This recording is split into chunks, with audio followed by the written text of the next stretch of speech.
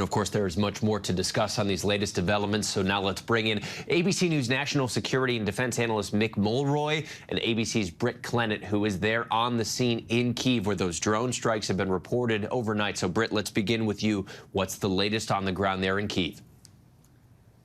Well, firemen were able to pull out several people, but 4 people, unfortunately, were killed, including a pregnant woman and her husband. Now, we were on the site a little earlier at a residential building where emergency workers were frantically, desperately searching through rubble, looking for survivors. Now, half of that apartment block was blown away. You know, rooms sliced into halves as people living there would have been getting up for the day to start their week. You know, the explosions started at about 7 a.m. local, when most of the morning trains were arriving with commuters. These were attacks by Iranian-made self-destroying kamikaze drones, and a nearby energy company was also attacked just 500 yards from Kyiv's main train station.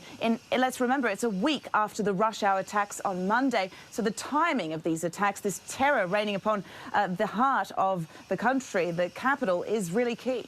Video from the scene is just devastating from you and your crew. Mick, Ukraine's defense ministry and Ukrainian forces, they say that they actually shot down 37 Russian drones and 3 cruise missiles overnight, and still we see this awful damage here. I mean, what kind of challenge does the use of these drones pose to Ukrainians' counteroffensive?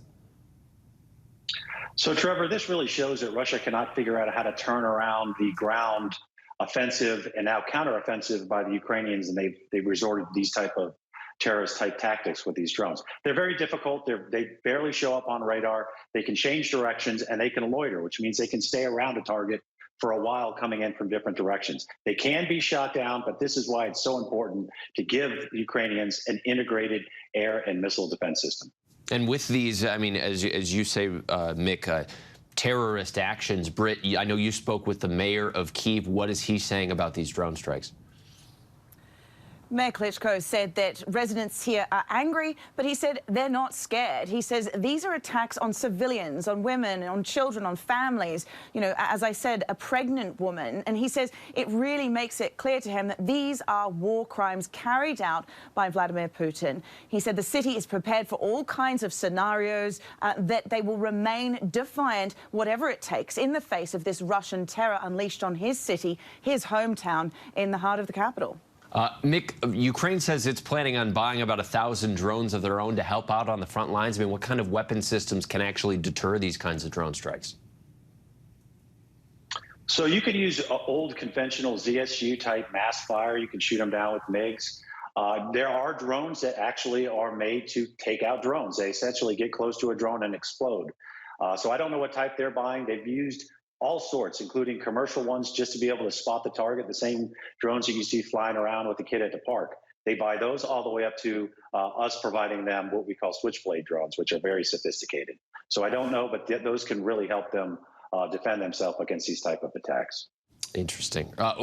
We know that this is a war being fought on multiple fronts with multiple issues. Britt, I do want to ask you while we have you, I know officials are urging for the demilitarization of Ukraine's nuclear power plant because it was disconnected from the power grid after that recent Russian shelling there. We've been watching it very closely. What's the latest there?